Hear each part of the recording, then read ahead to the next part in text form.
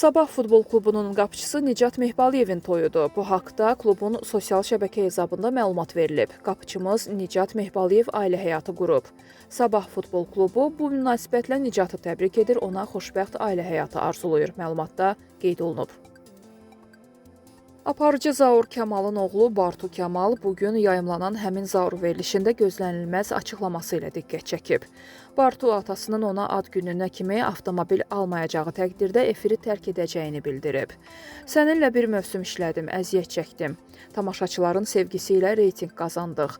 Bu mövsüm mənə avtomobil almasan səninlə birgə işləməyəcəyəm. Ad günümə kimi maşın olmasa verilişdən gedəcəyəm.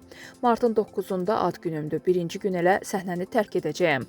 Zaur Kamal isə oğlunun bu çıxışına gülümsəyərək sadəcə baxarıq cavabını verib.